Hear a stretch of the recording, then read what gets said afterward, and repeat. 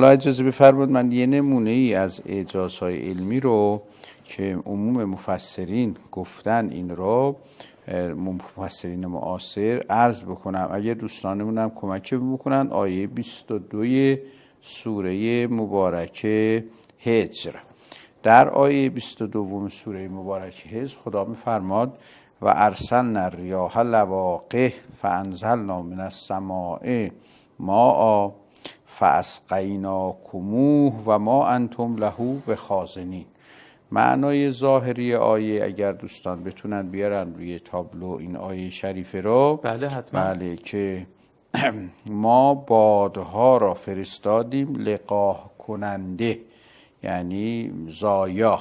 بله. خب فانزلنا من السماء ماء، وقتی که ما باد را فرستادیم خداوند به دنبالش آب از آسمان نازل کرد، فاسقیناکموه و شما را سیراب کرد. خب ببینین این ارسلنا الریاح لواقح دوستان آوردن. احسن. ارسلنا الریاح لواقح دو تا تفسیر براش شده. احسن. یکی این که خداوند بادها را فرستاد برای این که لقاح گیاهان را انجام بده، که مشهور همینه، از این آیه همین استفاده میکنن، یعنی گرده های گیاه های نر رو بر گیاه های ماده میافشاند باد و در نتیجه اینا بارور میشن.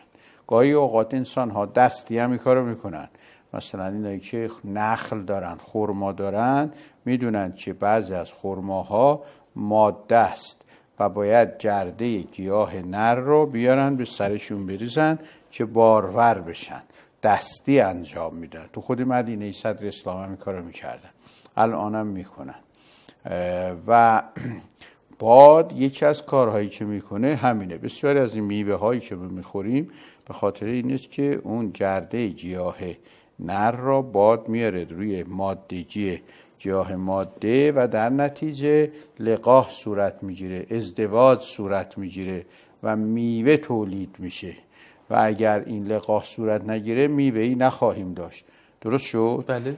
این مطلب رو قرآن اون زمان به روشنی داره اشاره میکنه که ما بادها را فرستادیم لقاح کننده، ارسلنا الریاح لواقح. آیه 22 سوره هجر.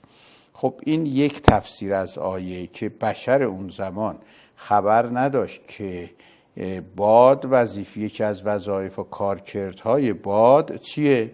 یکی از کارکردهاش نیست که موجب لقاح و ازدواج گیاهان نر و ماده میشه و در نتیجه میوه ها بارور و درختان بارورتر میشه. پس جناب استاد کلا مطرح نشده بود قبل از اینکه قرآن بفرمایه؟ فی الجمله میدانستن در مثلا مدینه که اگر این گرده گیاه مثلا خرمای نر را بر خرمای ماده بیفشانند به دستی، بله. این باروری صورت میگیره. یعنی خرما رو مثلا میدونست. درست شد؟ اما این که همه گیاهان، همه عرض کنم میوه ها این گونه است، چنین چیزی را نمیدونستن. و این که باد چنین کاری میکنه نمیدونستن. و قرآن اومد این حقیقت را گفت، قرنها بعد کشف شد. این یکی. دومین چیزی که از این آیه استفاده شده، تفسیری که برای این آیه کردن، دوستان اگه یک دفعه دیگه آیه رو بیارن و ارسلنا الریاح لواقح، ما بادها را فرستادیم لقاح کننده، زایا کننده، فانزلنا من السماء ماء، یعنی بادها وقتی که میان ابرهای با بار مثبت رو میارن با ابرهای بار منفی، اینا با هم برخورد میکنن، فانزلنا من السماء، پشت سرش باران نازل میشه. از این فانزلنا بعضی از مفسرین استفاده کردن که اینجا لقاح ابرهاست نه لقاح گیاهان. یعنی چه؟ یعنی این که وقتی ابرها میرن از بالا سر ما، این ابرها بعضیش بار مثبت دارن بعضیش بار منفی، ولی وقتی با هم برخورد میکنن رعد و برق ایجاد میشه. درست شد؟ بله. خب حالا این ابرهای با بار مثبت و بار منفی رو کی حملش میکنه؟ از طرف دریاها میارن و بعد کی به اینا رو به هم برخورد میده؟ اون طوفان ها و عرض کنم که بادهایی که میوزه. خدا میفرمان ما عامل این کاریم.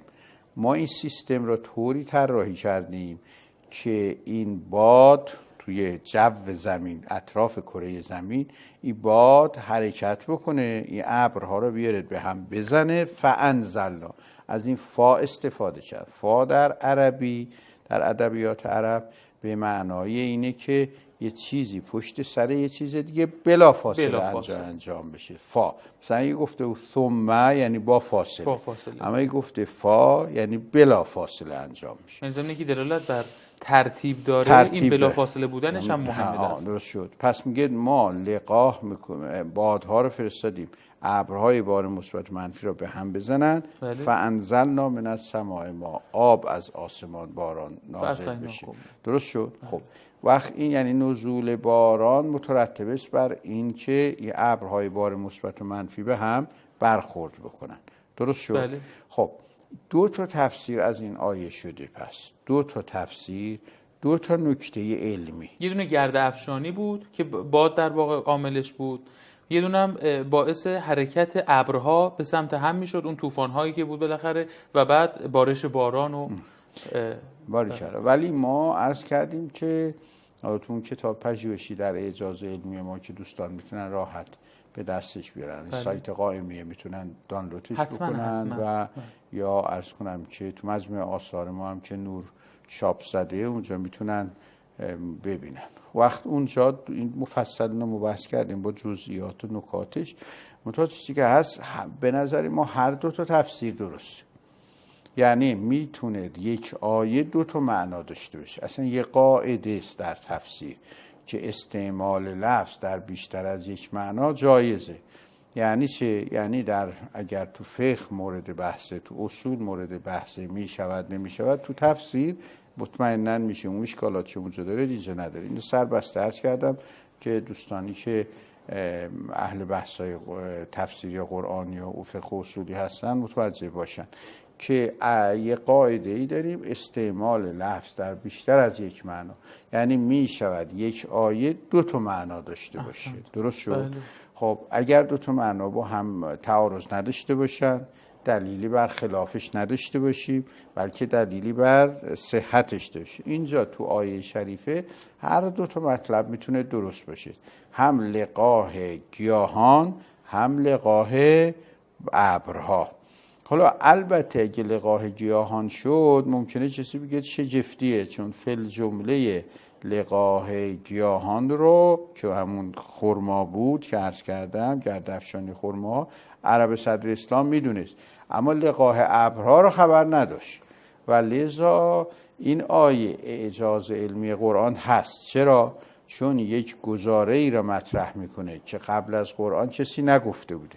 بعد از قرآن توی عصر اخیر کشف شد که ابرها بار مثبت دارن، بار منفی دارن، با هم برخورد میکنن، رعد و برق میشه، باران میاد. الان ما میدونیم اینو، اما صدر اسلام که نمیدونست.